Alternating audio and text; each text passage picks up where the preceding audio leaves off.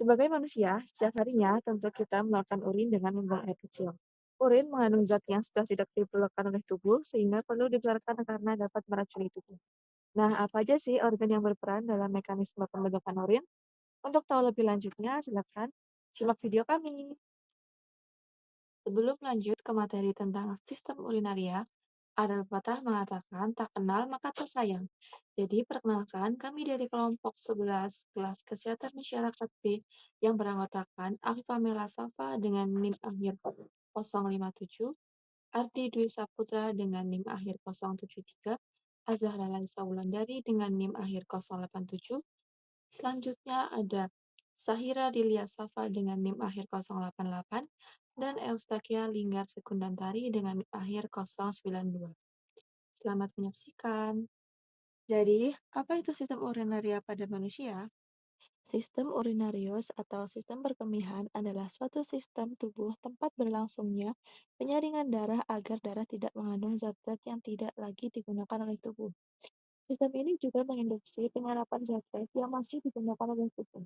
Zat-zat yang tidak digunakan oleh tubuh akan larut dalam air dan akan dikeluarkan melalui urin atau yang biasa disebut dengan air seni. Oke, selanjutnya kita akan membahas tugas tiap organ pada sistem urinaria. Yang pertama, ada ginjal. Tubuh manusia memiliki sepasang ginjal yang terletak di area punggung kiri dan kanan, tepat di bawah tulang rusuk bagian belakang. Masing-masing ginjal memiliki ukuran sebesar kepalan tangan orang dewasa dan berbentuk menyerupai kacang. Di dalam ginjal, setidaknya terdapat 1 juta nefron yang berfungsi menyaring sisa metabolisme dalam darah dan memprosesnya menjadi urin yang siap dikeluarkan dari tubuh.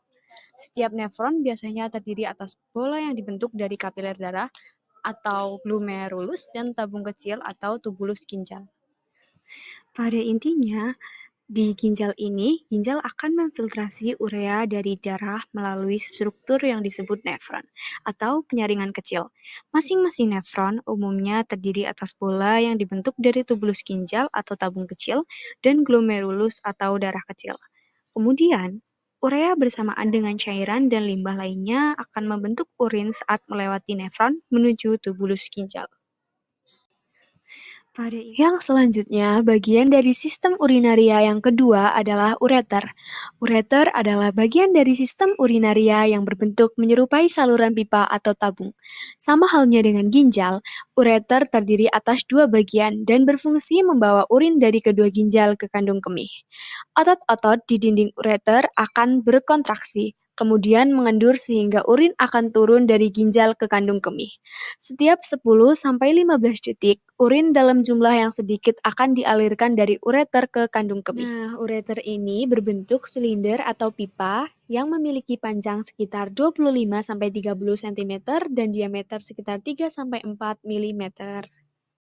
Nah, ureter ini berbentuk silinder atau pipa. Selanjutnya ada kandung kemih. Organ yang berada di dalam perut bagian bawah ini bertugas menyimpan urin. Terletak di antara tulang punggul, memiliki bentuk seperti balon yang elastis. Kandung kemih bisa mengecil ketika tidak ada urin dan membesar jika terisi urin. Kandung kemih orang dewasa bisa menampung sekitar 400-600 mili atau 300-500 mili urin. Jika kandung kemih sudah terisi penuh oleh urin, akan timbul dorongan untuk buang air kecil. Seiring bertambahnya usia, kondisi kandung kemih juga akan berubah. Fungsinya juga akan menurun. Seiring bertambahnya usia, kondisi kandung kemih juga akan Selanjutnya ada organ uretra. Saluran yang mengeluarkan urin dari kandung kemih keluar tubuh. Pada pria, uretra juga berfungsi sebagai saluran ejakulasi untuk semen. Uretra pada pria memiliki panjang sekitar 15-25 cm. Tempat keluar urin berada di bagian ujung penis. Uretra pada wanita hanya sekitar 4 cm saja, dengan tempat keluar urin berada di antara klitoris dan vagina. ukuran uretra pada pria jauh lebih panjang, yaitu berkisar 20 cm karena menyesuaikan panjangnya penis.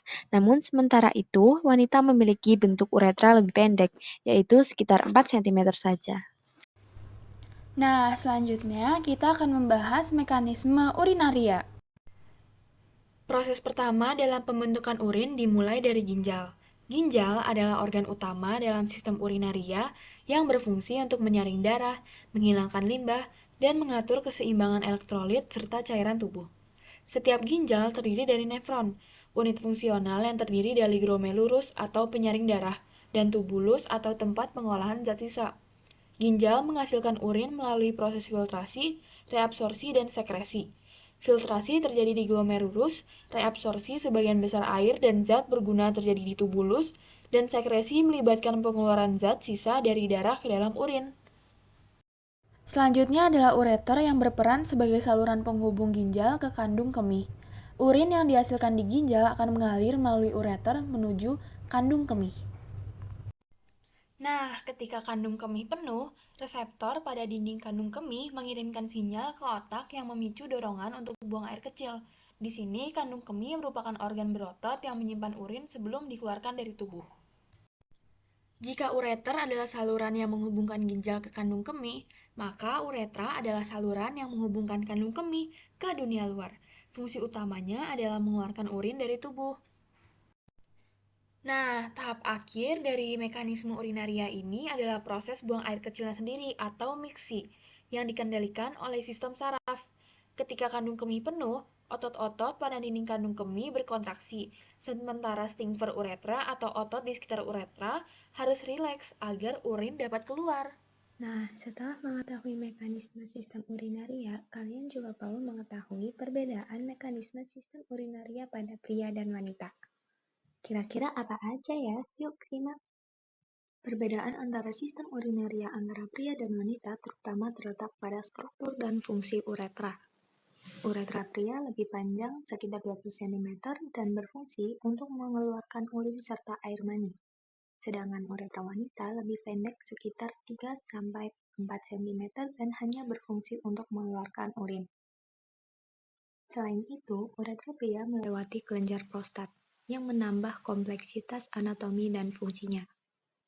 Perbedaan ini juga mempengaruhi risiko infeksi saluran kemih, di mana wanita lebih rentan terhadap infeksi tersebut karena uretra yang lebih pendek dan kedekatannya dengan area genital. Nah, setelah mengetahui tahap-tahap mekanisme urinaria, di sini kita akan membahas gangguan apa saja sih yang bisa terjadi terhadap mekanisme urinaria kalian. Nah, di sini ada beberapa jenis infeksi pada saluran kemih. Yang pertama ada sistitis atau infeksi pada kandung kemih yang biasanya disebabkan oleh bakteri. Kedua, ada pyelonefritis atau infeksi yang lebih parah pada ginjal itu sendiri, yang dapat menyebabkan demam, sakit punggung, dan gejala seperti infeksi saluran kemih biasa. Ketiga, ada uretritis atau infeksi pada uretra yang menyebabkan rasa sakit dan iritasi saat buang air kecil. Nah, selanjutnya ada obstruksi saluran kemih. Yang pertama ada penyumbatan ureter atau penyumbatan di ureter yang disebabkan oleh batu ginjal, tumor, atau kondisi lainnya. Yang kedua ada prostat bening. Prostat bening ini merupakan pembesaran kelenjar prostat pada pria yang menyebabkan penyempitan uretra dan menghambat aliran urin. Gagal buang air kencing. Gagal buang air kencing di sini terdapat dua jenis. Yang pertama ada anuria atau ketidakmampuan seseorang untuk menghasilkan urin dalam jumlah normal. Yang kedua oliguria atau produksi urin yang sangat sedikit, antara 50 sampai 400 mili per hari. Yang terakhir ada batu ginjal. Batu ginjal ini dapat bergerak dan menyebabkan rasa sakit yang sangat hebat ketika melewati ureter menuju kandung kemih. Untuk memastikan sistem urinaria berfungsi optimal, setiap individu perlu menjaga kesehatannya dengan menerapkan pola hidup sehat.